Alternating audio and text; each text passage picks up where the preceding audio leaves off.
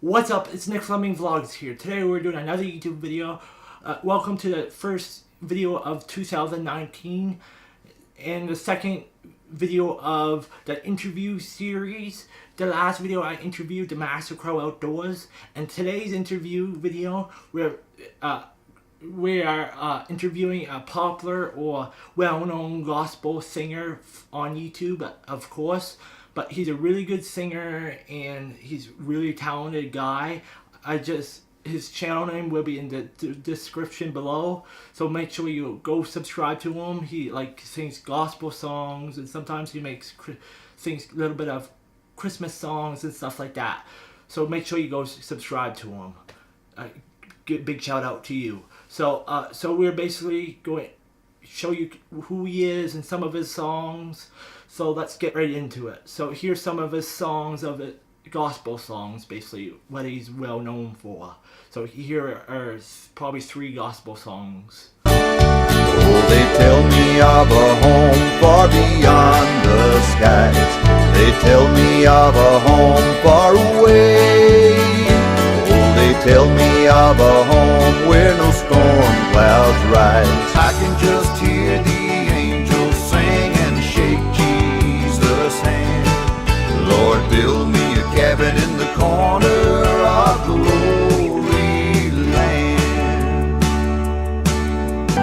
Looking back now, that little mountain church house has become my life's cornerstone.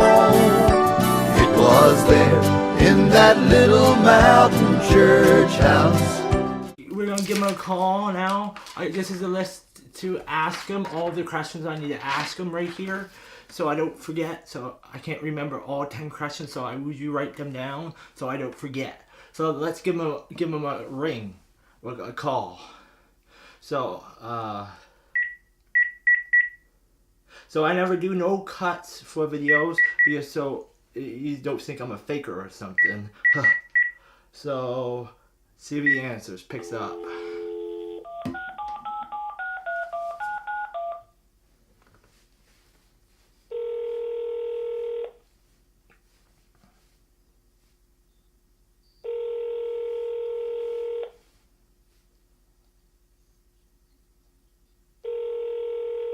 Come on. Hello? Hello, how are you again? I'm doing good. Good. I'm all set up now. Okay. So are you ready for the first question or no? I'm ready whenever you're ready. So the first question is for, number 1 is, what made you want to start a gospel YouTube channel or a YouTube channel in general? Well, I had started making some videos, and when I realized that, let me back up a minute. I had done a couple of local TV shows, and suddenly I realized that YouTube meant you could have your own channel, and it was worldwide. All you needed to do was just promote it, and let people know it was out there. So I just began to take advantage of that and began making videos instead of programs. I would just make videos of each song, and that was how it started. And I did maybe 10 or 11 videos, and then got busy with life and what have you, and several years passed, and suddenly I realized that those videos had been getting views, and so I picked it back up again, and by that time I had retired from touring, and I was no longer performing, and I had time to work on the videos, and then I started developing the channel, and it became what it is today. Yeah, that's pretty cool, that how people found your channel and tuned in. Pretty cool what you can do. Yeah, it just sort of, over the years, people just started finding the videos. I really didn't do much to promote it. I didn't think about it much because I was still busy traveling and everything. Yeah. But then when I realized that they had, I'm going, well, wait a minute. I can make these videos and people can see it all around the world, and so that's when I started, and I had gotten some better equipment, better editing equipment, and the newer videos are just much better than the old videos were. They were fly by night at best. I mean, I was just using like a home camera, to put things together with, and didn't really have good software to do it with, which, we now have great software and good cameras, but those earliest ones were just barely able to get them done, but I enjoyed doing it. And then once I realized it would work, I started trying to do them better and take more time with them. And, you've got better equipment, better software to edit with. What we have to edit with now is just incredible. Yeah. Are you ready for the next question? Sorry to cut you off. Number 2, I know you sang a lot of gospel songs in your YouTube career, but what is your favorite gospel song? Might be a tricky question, but you might not even have one. Well, that is a tricky one. It's kind of like whatever song I'm working on at the time. Yeah. I suppose, I sort of find a way to get into each different song. Yeah. I don't know if I have a favorite one. I like several of them for different reasons. Let's see. I kind of like. I don't know if I really have a favorite. I kind of liked This Old House, but they both all have a meaning, so kind of hard to pick. They do. Yeah. So, are you ready for number 3? So you don't have a favorite gospel song, really, right? I don't think so. I mean, No. there would be depending on the situation I'm in at the time. I may tell you a different one tomorrow that was my favorite. Yeah. So certain ones that mean a lot to me. Sweet By and By means a lot to me because it's the most popular one that I have on YouTube, and it is the one that really made me realize the power of YouTube. Because when I looked at it and realized how many views it had gotten over the years, I'm going, wait a minute. yeah. A lot of people might enjoy the different songs, So yeah, I guess that would be one of my favorites for sure. Okay. So number 3. So what kind of tips can you give? I would ask this for every YouTuber I interview. What kind of tips can you give to someone that is just starting a YouTube channel or? Well, it's something you got to do because you like to do it. Yeah. It's not something that you're going to make a lot of money at. I guess some people do, but it's like everything that you do. You need to love it first. If you enjoy making the videos and enjoy doing the work, that's where your joy is going to come from. And just let the chips fall where they may otherwise. But I just enjoy doing it. I enjoy making the videos and just seeing what I can come up with. I enjoy the creative process, and I would suggest that if you're trying to get into it to make a living or something like that, but if you get into it because you love it, you may wind up making something out of it.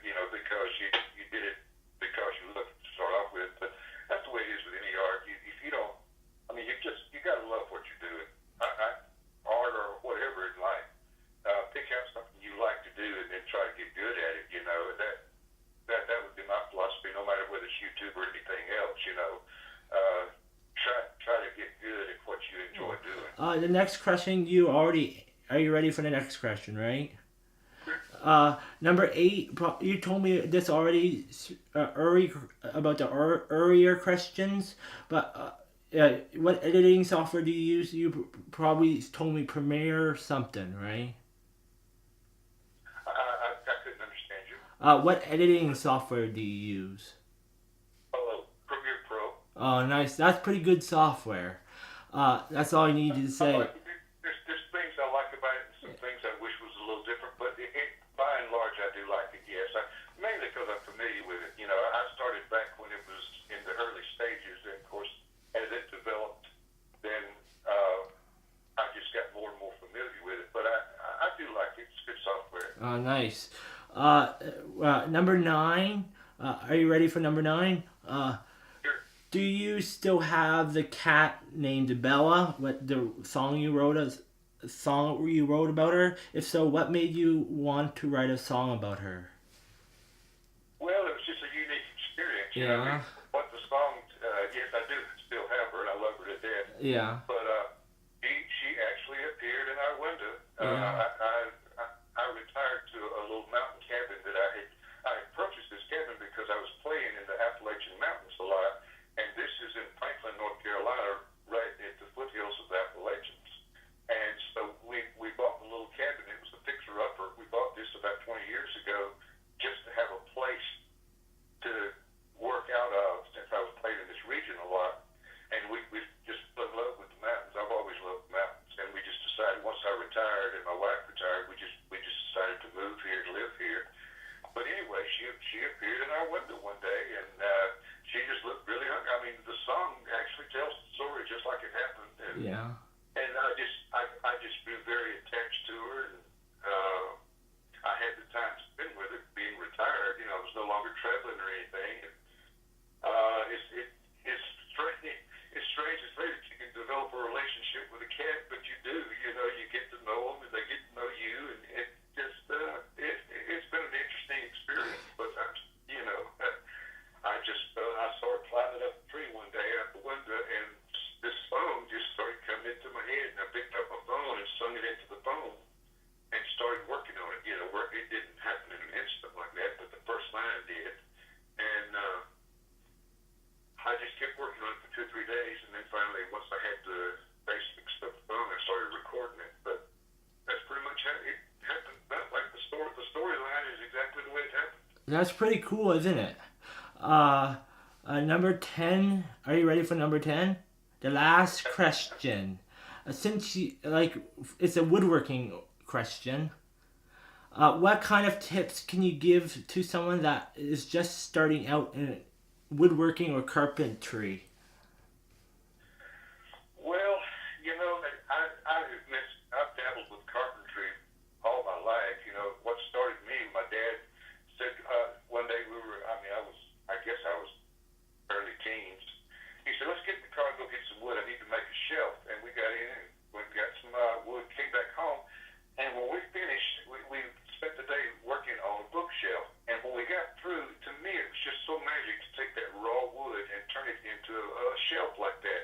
And I just fell in love with working with wood. And I've just had this love affair with wood ever since, you know. And mostly along the way, I built shelves, but learned to do some home repair, this and that. And, you know, I'm certainly not a pro at it, but you just figure things out as you need to. And then I built my first studio. You know, I physically did the building on it. And I'm building the studio that I'm working on right now up here.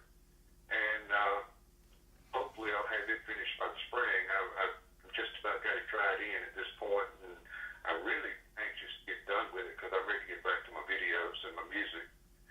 It's kind of getting in the way right now. I enjoy it, but I'm just ready to be done with it because I've been working on it since the summer. Yeah. So if you have an inkling to do something, just start. yeah. Start, you know. So I think that's everything. We answered all 10 questions. It was awesome talking to you, and thank you for joining us today. Okay, I appreciate you having me. Okay, so I gave you a shout out. So I'll send you the video on Twitter or Facebook. Okay. Okay, sounds good. I'll be looking forward. Okay, so I talk to you later. Okay. Okay, have a good evening. Okay, you too. Bye, Bird. Bye-bye. Hopefully you guys enjoyed today's video. I know I did. The video is already longer than usual, probably 20 something minutes, but he's a talker, you know what I mean. So hopefully you guys enjoyed. I might as well end it off. It was awesome talking to Bird, the amazing gospel singer. So like, comment, follow me on Twitter so you don't miss any interview videos with famous YouTubers or singers. Subscribe to me for more content, and don't forget to put those notifications on by clicking the bell. But hopefully you guys enjoyed. Your old pal Nick Fleming Vlogs is out.